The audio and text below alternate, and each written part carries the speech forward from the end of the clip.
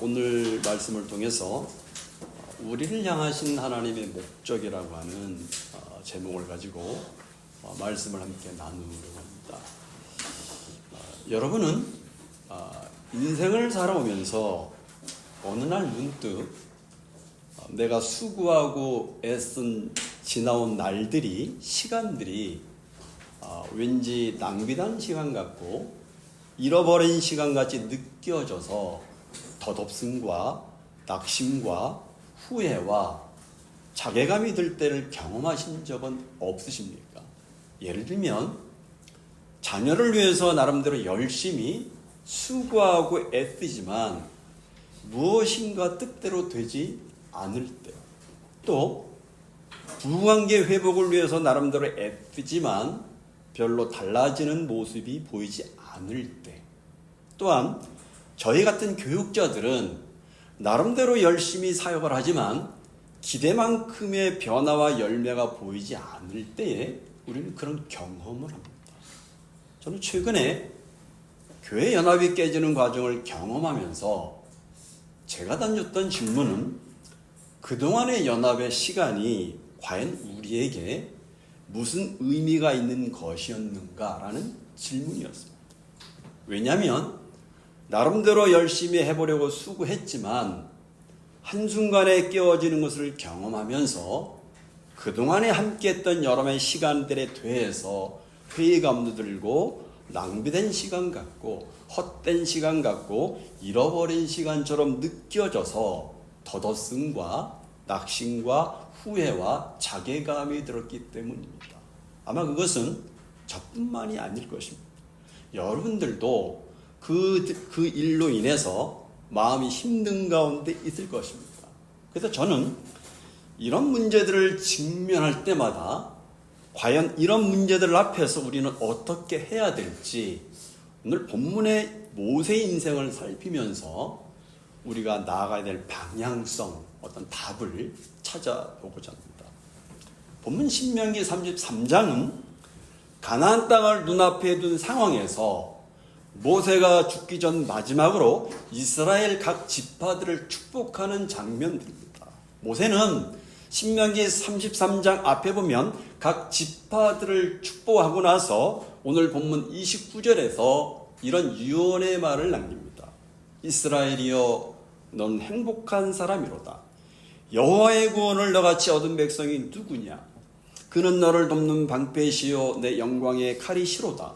내 대적이 내게 복종하리니 내가 그들의 높은 곳을 밟으리로다 라는 말을 합니다. 그렇다면 모세는 왜 이스라엘 백성들에게 너희들은 행복한 사람이라고 말하는 것입니까? 그 이유가 무엇입니까? 그것은 바로 본문에서 말하는 것처럼 하나님께서 그들을 택하시고 그들을 지키시고 그들을 보호하셨기 때문이라고 말합니다. 또한 하나님이 그들의 방패가 되어주시고 칼이 되어주셨기 때문이라고 말합니다. 그래서 모세는 죽음을 앞두고 이스라엘 백성들에게 너희들은 행복한 사람이라고 말을 하고 있는 것입니다. 그러나 제가 오늘 본문에서 초점을 맞추고 싶은 것은 그렇다면 모세는 과연 어떤 심정으로 이 유언의 말을 하고 있는가? 그리고 이 유언의 말을 하고 있는 모세의 모습을 성경은 왜 우리들에게 보여주고 있는가 하는 것입니다. 우리가 그것을 이해하려면 모세의 삶이 기록된 출애굽기와 민수기와 신명기의 말씀을 염두에 두고 모세의 전 생애를 돌이켜봐야 합니다. 왜냐하면 출애굽의 과정과 그리고 지금까지 40년 동안 광야의 길을 걸어오면서 반복되는 이스라엘 백성들의 불순종과 반역의 현장을 목격하면서 이제 어느덧 약속의 땅 가나안을 목전에 두고 죽음을 앞둔 모세가 지금 이 유언의 말을 하고 있기 때문에 그렇습니다. 그래서 우리는 먼저 모세의 전 인생을 돌아볼 필요가 있습니다. 신명기 34장 7절에 보면 모세는 가나안 땅에 들어가기 전에 모압 땅에서 120세의 나이로 하나님의 부름을 받아서 세상을 떠납니다. 모세의 120년의 인생은 총 3부로 나눌 수가 있습니다. 1부는 애굽의 왕자로 살았던 처음 40년입니다. 2부는 미디안 광야에서 무명의 목자로 보낸 40년입니다. 그리고 3부는 하나님의 부르심을 받아 광야에서 이스라엘 백성들을 가나안까지 인도한 마지막 40년입니다. 제1부인 처음 40년은 애굽의 바로의 궁정에서 성장하고 살았습니다. 물론 모세가 비록 애굽의 왕궁에서 살았지만 그의 정신과 그의 신앙과 그의 영혼은 경건한 레위 지파의 여인이었던 어머니 요게벳을 통해서 양육받으면서 자랐습니다. 그리고 어느 세월이 흘러서 출애굽기 2장에 보면 모세가 장성한 후에 자기의 동족 형제들이 노동하는 현장으로 나갔다가 자기 동족을 때리는 애굽 사람을 보고 그 애굽 사람을 죽이게 됩니다. 이 사건은 사실 모세에게 자기 민족을 향한 애정, 이스라엘 백성을 섬기는 하나님에 대한 어떤 뜨거운 신앙의 표현이라고 이야기할 수 있습니다. 이처럼 모세는 장성에서 거사를 시작했지만 그것은 실패로 끝나고 말았습니다. 사도행전 7장 23절에 보면 나이가 40이 되매 그 형제 이스라엘 자손을 돌아볼 생각이 나더니라고 말함으로써 스데반 집사님은 이때 모세의 나이가 정확히 40세였다는 것을 분명히 밝힙니다. 여러분, 모세는 성장하는 과정에서 어머니 요게벳을 통해서 여호와 하나님을 섬기는 신앙을 배웠고 하나님께서 자기에게 주신 사명이 무엇인지를 인식했을 것입니다. 그러기에 이스라엘 동족을 돌아봐야 되겠다고 생각을 했을 것이고 정말 순수한 마음, 정말 순수한 믿음으로 행했을 것입니다. 그러나 순수한 마음과 순수한 믿음으로 행한 그 일은 실패하고 말았습니다. 여러분, 이 실패의 사건을 어떻게 해석해야 합니까? 우리는 보통 이런 생각을 가지고 있지 않습니까? 정말 순수한 마음과 순수한 믿음으로 행하면 잘 되어야 하고 성공해야 된다는 생각을 갖고 있지 않으십니까, 여러분? 근데 바로 여기에 우리가 보편적으로 가진 오해가 있습니다. 그것은 바로 순수하게 믿음으로 행하면 성공해야 되고 좋은 결과를 가져와야 한다는 오해입니다. 스데반은 사도행전 7장 25절에 이렇게 말합니다. 그는 그의 형제들이 하나님께서 자기의 손을 통하여 구원해 주시는 것을 깨달으리라고 생각하였으나 그들이 깨달지 못하였다라고 말합니다. 무슨 말입니까? 모세는 자기가 애굽 사람을 죽이는 행동을 보고 자기 동족 이스라엘 백성들이 하나님께서 이 사람을 통해서 우리를 구원하려고 하시나 보다 하고 모세가 한 일에 대해서 무엇인가 희망을 갖고 모세를 지지하고 따라줄 것이라고 생각을 했다는 것입니다. 그런데 그들은 그것을 깨달지 못하더라는 것입니다. 애굽 사람이 잘못했으니까 화가 나서 쳐 죽인 것이라고 생각을 했지 그것이 하나님께서 행하신 일의 시작이라는 것을 몰랐다는 것입니다. 여기서 우리가 생각할 것은 모세가 아직 하나님의 뜻을 완전히 이해하지 못했다는 것입니다. 하나님께서는 그런 방법으로 이스라엘 백성들을 구원하지 않으십니다. 지금 이스라엘 백성들을 애굽 사람의 손에서 구원하시는 방법은 애굽 사람 한두 사람을 쳐 죽인다고 해서 되는 문제가 아니었기 때문에 그렇죠. 이것은 무엇을 보여줍니까? 모세는 40세라는 나이에 이르렀지만 그리고 그가 비록 순수한 마음과 순수한 믿음으로 행한다고 하였지만 그는 여전히 하나님의 계획과 뜻을 알지 못했고 미성숙했다는 것입니다. 물론 사도행전 7장 22절에 보면 모세는 애굽 사람의 모든 지혜를 배워서 그의 말과 하는 일들이 능했다고 말합니다. 그러기에 그는 자신이 애굽의 왕국에서 배운 학문과 무예와 리더십이면 이 일을 할 수 있겠다고 여겼을 것입니다. 그리고 모세는 하나님을 믿는 신앙을 가지고 있었기 때문에 충분히 하나님의 섭리를 묵상하고 또 묵상했을 것입니다. 그러면서 하나님께서 섭리 속에서 나를 이 애굽의 왕궁에서 학문과 무예를 배워서 왕자의 수업을 받게 하심으로써 내 백성을 구원하려고 하시는 것이 아닌가 생각했을 것입니다. 그러기에 어느 정도 자신이 있었고 어느 정도 확신이 있었을 것입니다. 이처럼 모세는 나름대로 순수한 마음, 순수한 믿음을 가지고 있었지만 그러나 하나님이 보시기에는 그는 여전히 미숙하였고 준비가 덜 되었습니다. 하나님께서 맡겨주실 그 일을 감당하려면 더 성숙해져야 됐고 자기가 가진 열정과 힘을 믿는 태도도 내려놓아야만 했습니다. 그럼에도 불구하고 여러분, 하나님은 지난 40년 동안 모세를 애굽에서 리더로 가르치시고 키우십니다. 우리가 알아야 될 중요한 사실은 모세가 바로의 왕궁에서 배움에 배우는 이 40년의 시간은 낭비되었거나 잃어버린 시간이 결코 아니었다는 것입니다. 후일에 광야에서 한 민족, 한 나라의 지도자로 이스라엘 백성들을 인도할 때 그가 애굽에서 왕자로서 받았던 교육은 결코 낭비된 것이 아니라는 사실을 그는 알아야 될 것입니다. 마찬가지입니다. 수고하고 애쓴 지나온 우리의 시간들이 결코 낭비되거나 잃어버린 시간들이 아니라는 것입니다. 그 모든 시간들은 그 다음에 인생의 단계를 위한 밑거름이 된다는 사실을 우리는 큰 그림을 가지고 우리의 삶을 돌아봐야 됩니다. 계속해서 우리는 제2부인 모세의 두 번째 인생인 40년을 생각해 볼 수 있습니다. 이 부분이야말로 모세의 생애에서 정말 잃어버린 40년이라고 말할 수 있는 기간입니다. 출애굽기 2장 15절에 보면 애굽 사람을 쳐 죽인 사건이 바로에게 알려지고 바로가 모세를 죽이려고 하자 모세는 바로의 낯을 피해서 미디안 광야로 도망갑니다.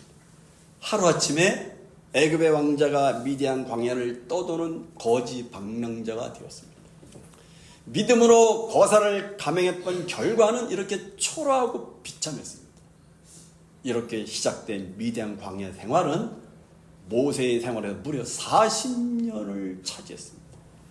아마도 모세는 미디안 광야로 도피할 때 잠시 몸을 숨겼다가 다시 거사를 해볼 작정이었을지도 모릅니다. 그러나 시간이 흐를수록 재개의 소망도 점점 희미해졌습니다. 그는 그저 미디안 광야의 평범한 목자로서 늙어가고 있었습니다. 그렇게 40년이 흘렀습니다. 그리고 이제 80세가 된 모세에게 자기가 민족을 구원하겠다는 생각이 남아있을 리가 없습니다. 이쯤 되면 젊은 날에 모든 것을 다 내놓고 이제는 마지막을 준비해야 되는 시간입니다. 그런데 출애굽기 3장에 보면 평상시와 같이 장인 이드로와 이드로의 양을 치던 어느 날 하나님께서 멀리 불붙는 떨기나무 가운데 모세를 부르십니다. 그때 모세가 보인 반응에서 여러분은 무엇을 보십니까?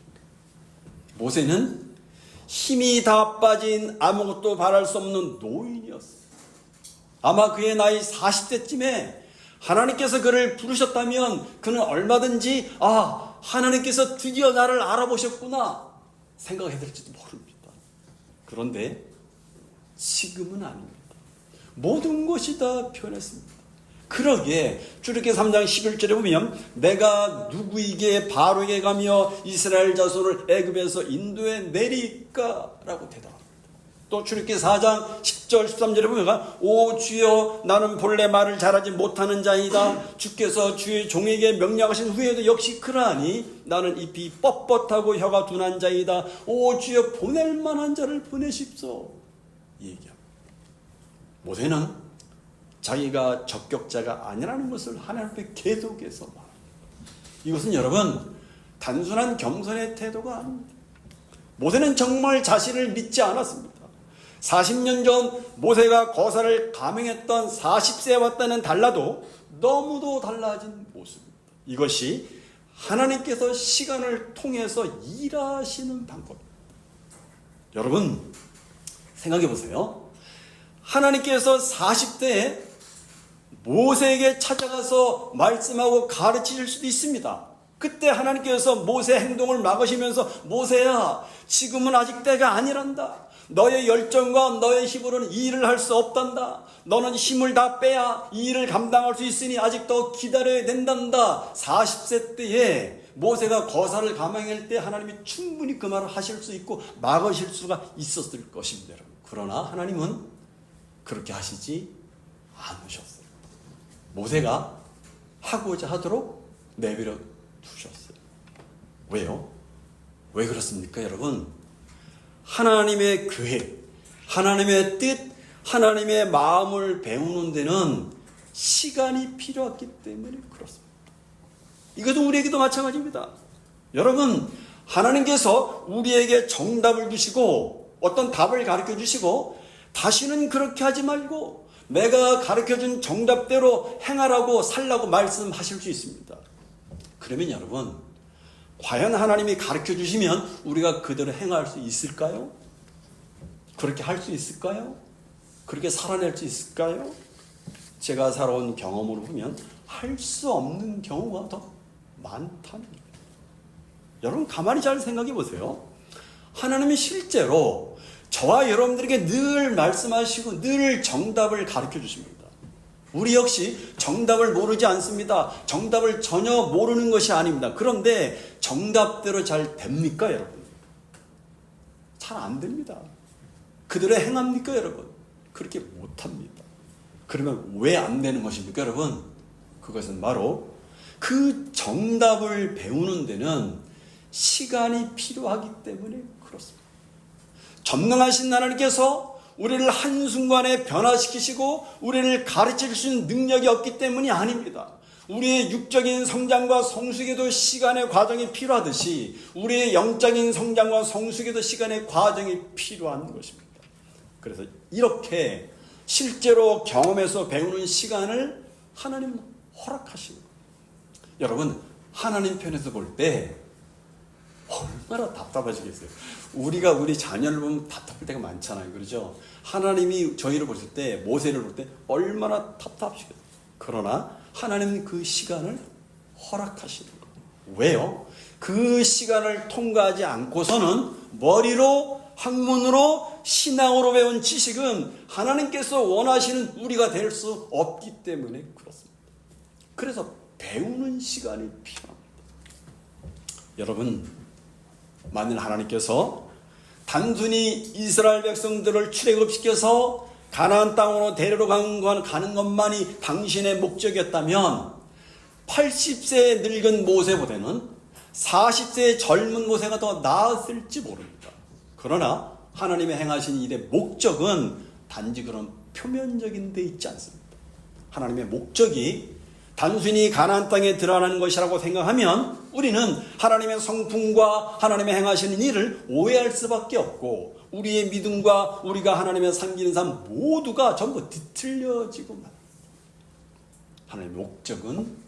하나님의 목적은 언제나 그렇게 1차원적이지가 않습니다.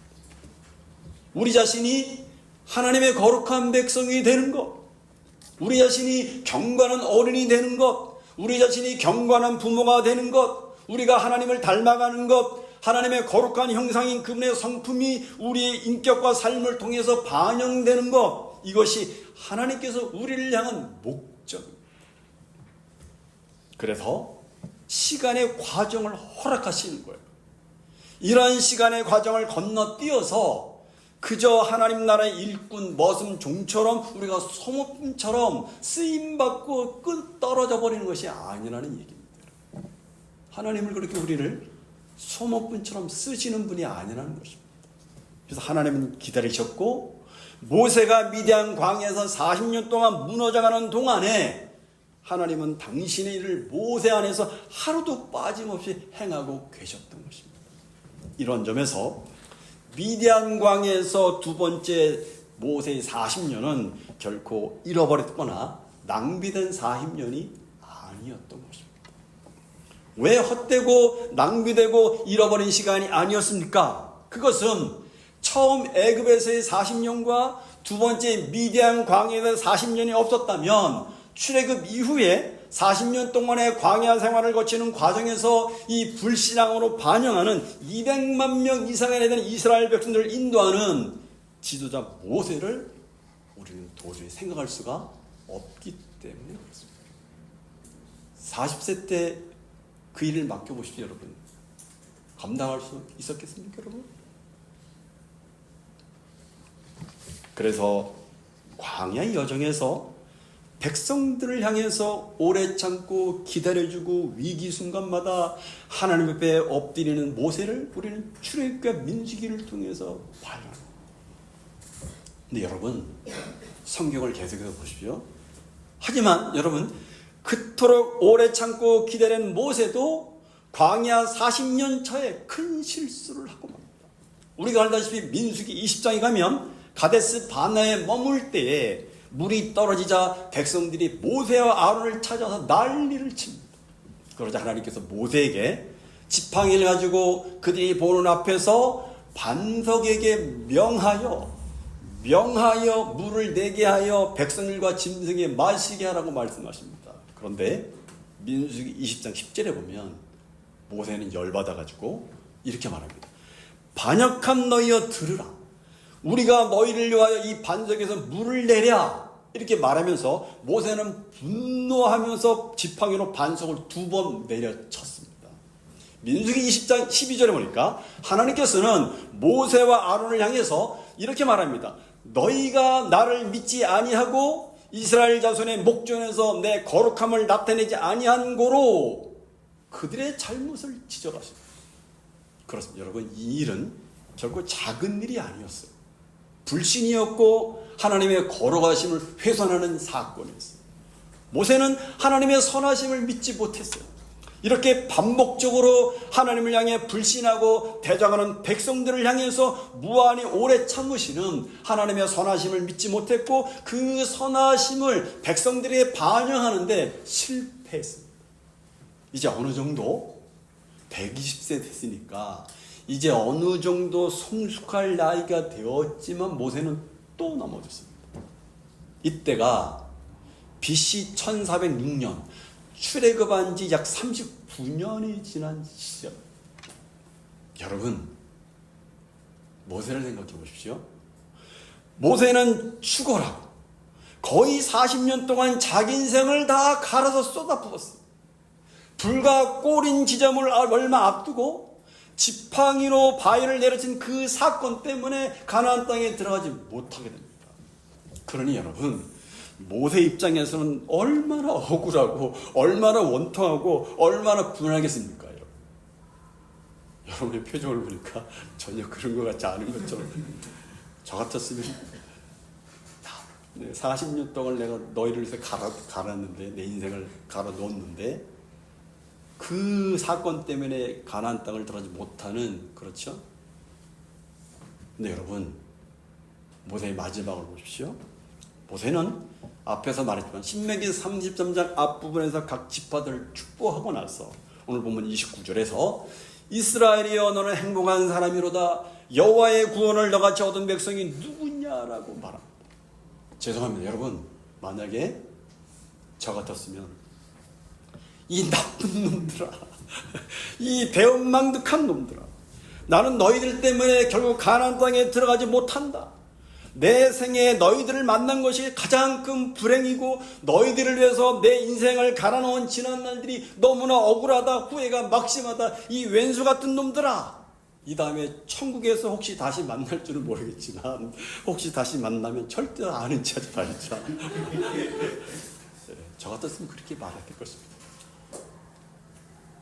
여러분 아니신 것처럼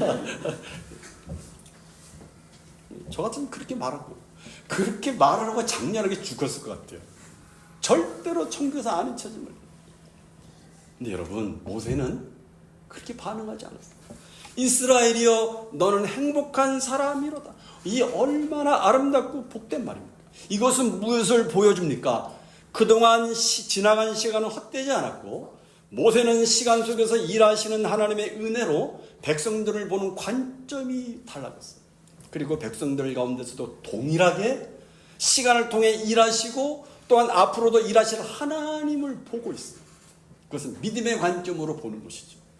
백성들을 품을 만한 모세는 성장하고 성숙해진 것입니다. 여러분, 이것은요, 신학을 내가 열심히 공부하고 성경을 열심히 연구하고 지식적으로 많이 안다고 해서 되는 문제가 아니라 시간을 통해서 배워야 되는 문제입니다. 모세는 무려 120년이라는 세월을 통해서 배웠어요. 하나님은 그렇게 120년이라는 시간의 과정을 통해서 모세를 빚으시며 세워 가셨던 것입니다. 여러분, 성경은 모세를 보여주면서 봐라, 모세의 믿음이 얼마나 훌륭하냐, 그러니 너희도 모세의 믿음을 본받아라, 이렇게 말씀하시는 것이 아닙니다. 여러분, 120년이라는 시간을 통해서 모세를 믿음의 조상으로 세우시는 하나님의 손길과 하나님의 목적을 보라고 말씀하시는 겁니다. 모세를 통해서 주시는 교훈은 하나님의 목적이, 우리를 향한 하나님의 목적이 우리의 지나온 시간의 의미와 가치를 결정한다는 사실을 이야기합니다. 여러분, 인간적으로 모세에게 특히 광야 40년은 그야말로 헛된 시간이고 다시 기억하고 싶지 않는 시간일 수 있습니다. 그러나 성경이 죽음을 앞두고 유언하는 모세를 우리에게 보여주는 이유는 모세를 향한, 모세 인생을 향한 하나님의 목적이 무엇인가를 보라는 것입니다. 모세를 향한 하나님의 목적이 모세의 지난 날들의 시간의 의미와 가치를 어떻게 선하신 방향으로 이끌어 가시는지를 보라고 말씀하시는 것입니다. 이런 얘기입니다. 여러분, 만약에 모세에게 있어서 이스라엘 백성들을 가나안으로 인도하여 드리는 것이 그의 인생에서 가장 중요한 목적이라면 어떻게 되는 것입니까? 그는 실패했다고 느꼈을 것이고 자기 인생의 시간들은 의미 없는 낭비된 시간인, 버려진 시간이라고 느꼈을 것이 분명합니다. 그러나 그것이 다가 아니었어요. 하나님은 실패하지 않으셨고 하나님은 모세를 하나님의 사람으로 세워 가셨어요. 120년이라는 이 시간 속에서 그렇게 세워 가셨어요. 40년간 애굽의 왕궁에서 배운 학문과 무예와 리더십은 헛되지 않았습니다. 다만 쓰일 때를 기다려야 했을 뿐입니다. 그리고 미디안 광야에서 무명의 목적으로 보냈던 40년의 세월 역시 낭비의 시간이 아니었어요. 그 시간은 모세의 힘을 빼고 그리고 오직 하나님만을 의지하는 데 꼭 필요한 시간이었어요. 그리고 광야 40년의 시간 역시 모세를 하나님의 사람으로 세우는 데 꼭 필요한 시간이었습니다. 마찬가지입니다. 저와 여러분이 나름대로 자녀를 위해서, 부부 문제를 위해서, 그리고 다른 영혼과 교회를 위해서 열심히 수고하고 애쓰지만 어떤 변화와 열매가 없을 때 우리가 낙심하며 던지는 질문이 무엇입니까? 우리를 자꾸만 더 힘들게 하는 것이 무엇입니까? 그것은 우리는 그동안 뭐 했냐? 무엇을 이루었냐? 무엇을 성취했냐? 이것이 과연 무슨 소용이 있으며 무슨 의미와 가치가 있느냐라는 질문을 던집니다. 그 질문 앞에 우리는 나름대로 열심히 수고했고 이런 것들이 더덥게 느껴지고 무의미한 것 같아서 낙심이 되고 의욕을 잃어버리게 됩니다. 이처럼 우리가 무엇을 이루었고 무엇을 성취하였는가의 목적을 두게 되면 저와 여러분은 지나온 시간들이 낭비되고 허비되고 잃어버렸다고 느끼실 것입니다. 그러나 하나님의 목적은 우리를 하나님의 사람으로 만드시는 것이 더 중요한 목적입니다. 그래서 더 경건한 부모, 더 경건한 어른이 되는 것, 더 경건한 남편이 되는 것, 더 경건한 아내가 되는 것, 그리고 더 성도답게 교회답게 만들어가는 것이 더 중요한 하나님의 목적인 것입니다. 그래서 하나님께서 어떻게 그 목적을 이루어가고 계십니까? 우리를 포기하지 않으시고 우리에게 계속해서 당신의 선하심을 베푸시고 그래서 마침내 우리가 하나님의 선하심에 항복하게 만들어서 하나님의 거룩한 형상인 그분의 성품과 인격을 닮아서 성장하고 성숙한 사람으로 세워 가시는 것입니다. 모세를 보십시오. 모세는 이 유언을 끝으로 드디어 이 땅에서 삶을 마감하고 하나님의 품에 안기게 될 것입니다. 그러나 모세의 유언은 결코 후회와 아쉬움의 탄성이 아니라 오히려 비록 광야에서 죽게 되지만 그럼에도 불구하고 이스라엘의 소망을 노래하고 있습니다. 그러기에 모세의 유언은 이스라엘 백성을 향한 유언이기도 하지만 동시에 자기 자신을 향한 외침이기도 합니다. 어떻게 해요? 모세야, 너는 행복한 사람이다. 이렇게 말합니다. 그런데 여러분, 이 유언이 모세가 40세 때에, 아니 모세가 80세 때에 할 수 있었던 유언이 절대로 아니었다는 것입니다. 80세의 부름을 받아서 다시 광야 40년이라는 수많은 어려움과 낙심과 고난의 시간의 과정을 통과하고 120세가 되어서야 모세는 이런 유언을 할 수 있었음을 우리가 놓쳐서는 안 됩니다. 이처럼 모세를 괜찮은 사람으로, 성숙한 사람으로 세우는 것이 하나님의 목적이었고, 그 동일한 목적을 위해서 하나님은 저와 여러분의 삶을 인도하고 계신다는 사실을 놓쳐서는 안 됩니다. 그러기에 하나님께는 결코 낭비되고 허비되고 잃어버린 시간이 하나도 없는 겁니다. 그렇다면 우리는 우리를 향한 하나님의 목적에 우리의 시선을 맞춰야 됩니다. 다시금 우리의 생각과 우리의 계획과 우리의 기대와 우리의 상황과 우리의 성취의 소망을 걸지 말고 우리를 향한 하나님의 목적과 그 목적을 이루어 가시는 하나님께 소망을 두는 법을 배워야 됩니다. 저는 이 말씀을 준비하면서 지난주에 우리 정전사님이 한 이야기가 생각이 났어요.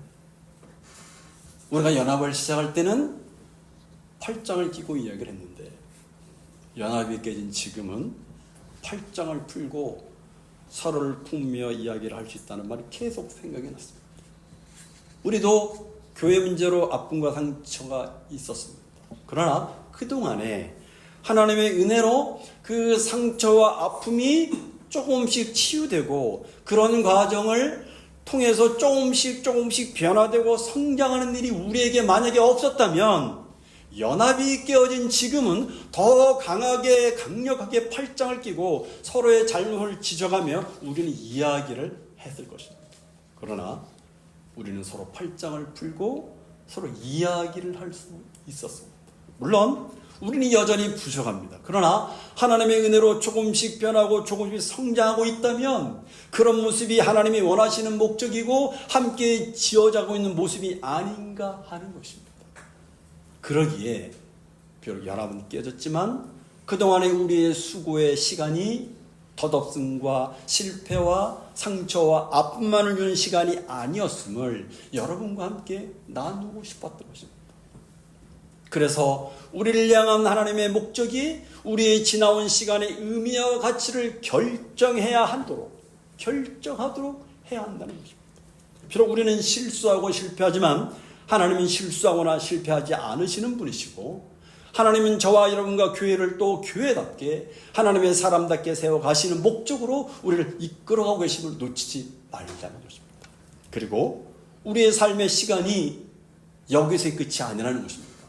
우리는 앞으로도 우리의 삶의 여정 가운데서 많은 일들을 만나게 될 것입니다. 그리고 그로 인해서 지나온 시간들이 잃어버린 것 같고 허비된 것 같아서 때로는 덧없음과 상처와 낙심과 아픔과 그리고 눈물을 흘리는 일들을 계속해서 또 만나게 될 것입니다. 그러나 그때마다 내가 가진 목적이 우리의 지나온 시간들을 평가하게 하지 말고 우리를 향한 하나님의 목적에 우리 시선을 맞춰야 합니다.